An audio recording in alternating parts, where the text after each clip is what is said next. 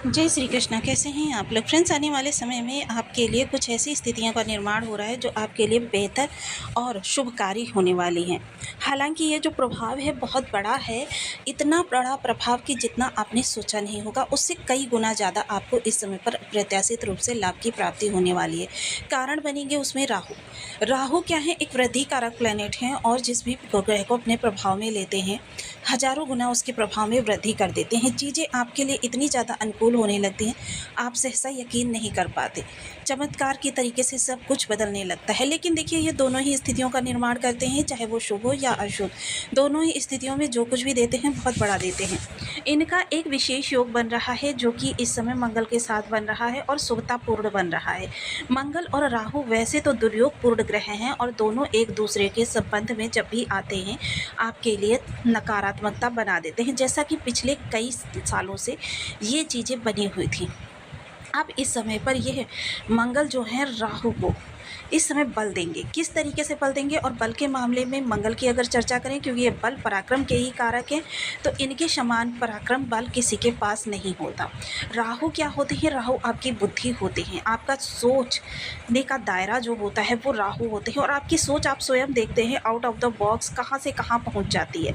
उसी तरीके से सोच में जब आपके बल का समावेश होगा तो क्या होगा, चीज़ें आपके लिए इतनी बड़ी हो जाएंगी। क्योंकि हमेशा क्या होता है, सोच और आपका पराक्रम दोनों एक दूसरे से संबंध बनाए, ऐसा कभी संभव नहीं होता है।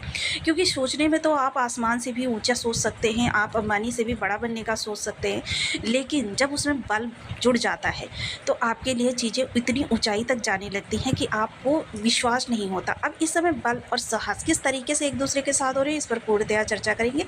तो बनी रहिए हमारे साथ इस वीडियो में, एंड तक आपको बहुत कुछ जानने के लिए मिलेगा। वीडियो बहुत ज्ञानवर्धक होने वाला है। यदि आपके लग्न में 4 नंबर बना हुआ है तो ये राशिफल आपके लिए है। यदि कुंडली में कहीं भी चंद्रमा के साथ 4 नंबर बना हुआ है तो ये राशिफल आपके लिए है। कुंडली ना होने की स्थिति में आप इसे नाम राशि से भी देख सकते हैं। यदि अभी तक आपने अपने इस चैनल को सब्सक्राइब नहीं किया है तो प्लीज़ सब्सक्राइब कर लीजिए, वीडियो को लाइक कर दीजिए, चैनल को शेयर कर दीजिए। इससे होगा क्या कि हमारे आने वाले हर वीडियो की नोटिफिकेशन मिल सकेगी आपको सबसे पहले। एक प्यारा सा कमेंट करना बिल्कुल ना भूलें। कमेंट से हमें बहुत मोटिवेशन मिलता है, हौसला मिलता है और ये पता चलता है कि आप और क्या जानना चाहते हैं। तो इस समय मंगल जो कि इस समय आपके राहु बैठे हुए हैं अष्टम भाव में। मंगल कहाँ बैठे हुए हैं? सुख भाव में। आप देखिए, यहाँ से गिनते हैं 1 2 3 4 5, 5 घर आगे राहु बैठे हुए हैं। अब राहु से 9 घर आगे 1 2 3 4 5 6 7 8 9, राहु से 9 घर आगे मंगल बैठे हुए हैं। नवम पंचम योग। नवम पंचम योग यह शुभकारी होता है, जैसा कि मैं हमेशा हर वीडियो में बताती हूँ कि नवम पंचम राजयोग अगर दो शत्रु ग्रहों के बीच में भी बन जाता है तो वह एक दूसरे को लाभ, सुख और बल प्रदान करने लगते हैं। जो भी उनकी क्षमता है वो दूसरे ग्रह को प्रदान करने लगते हैं। उसके रास्ते में जो रोड़े होते हैं उनको हटाने का प्रयास करते हैं ताकि स्मूथली वो आगे बढ़ सके। तो यह इस समय पर आपके मंगल और राहु दोनों एक दूसरे के लिए करते हुए दिखाई देंगे। जैसे कि राहु सोच से जुड़े हुए हैं, अगर इनके निगेटिव तत्वों की चर्चा की जाए तो दुर्व्यसन, व्याभिचार और साथ ही साथ आपके देखिए चालाकी, षड्यंत्र, माया, दूसरे को गिराकर स्वयं को उस स्थान पर बैठाना या दूसरे की चुगली करना, ये सारी चीज़ें राहु की देन है। अब जो भी व्यक्ति इन चीज़ों से प्रभावित होता है, समझ लीजिए कि वह राहु की निगेटिविटी से व्याप्त है। तो ऐसी स्थिति में आपके लिए राहु देव जो होते हैं सदैव बुरा ही करने का प्रयास करते हैं, यानी निगेटिविटी आपके सामने निकल कर आने लगती है और बड़े पैमाने पर निकल कर आने लगती है। ये सारी चीज़ें इस समय पर राहु आपकी समाप्त करेंगे। इस दौरान आपके किए गए प्रयासों का आपको 110% या कह सकते हैं 200% लाभ मिलता हुआ दिखाई देगा।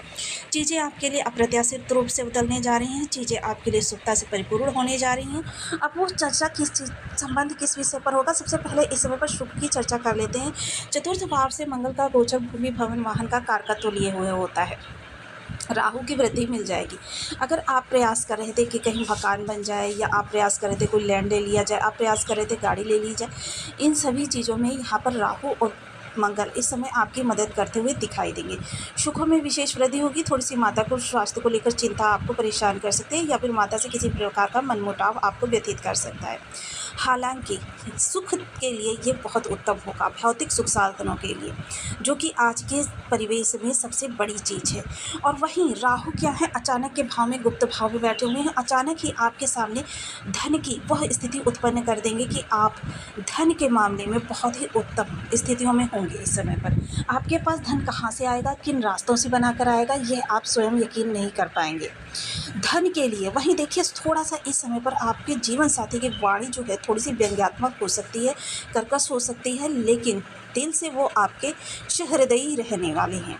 तो ये चीज़ें आपके लिए बहुत उत्तम हो रही हैं। वहीं उन लोगों के लिए जो किसी भी प्रकार से सिद्धि में व्याप्त है या सिद्धि प्राप्त करना चाहते हैं और उनका किसी भी तरीके से मन सिद्धि जैसी कार्यों में नहीं लगता है, ऐसे लोगों के लिए यह समय बहुत ही उत्तम परिपूर्ण रहने वाला है। चीज़ें आपके लिए इतने बेहतर तरीके से मैनेज होती हुई दिखाई देंगी कि आप स्वयं पर विश्वास नहीं कर पाएंगे कि ये सब कार्य आपके द्वारा ही किए जा रहे हैं। तो ये समय आपके लिए अति उत्तम रहने वाला है।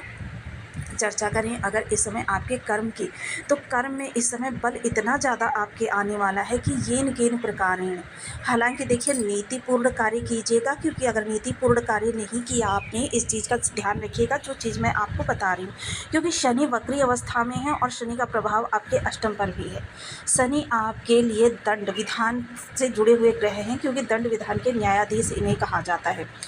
अगर आपने अनीति से या अन्याय से किसी भी धन का अपने पास समावेश किया, तो ये समझ लीजिए शनि इस समय पर आपके पास से 1 रुपये को 1000 रुपया बनाकर निकाल देंगे और आपकी स्थितियों को इतना दयनीय कर देंगे कि आप फिर से अपनी स्थिति को कोसने लगेंगे।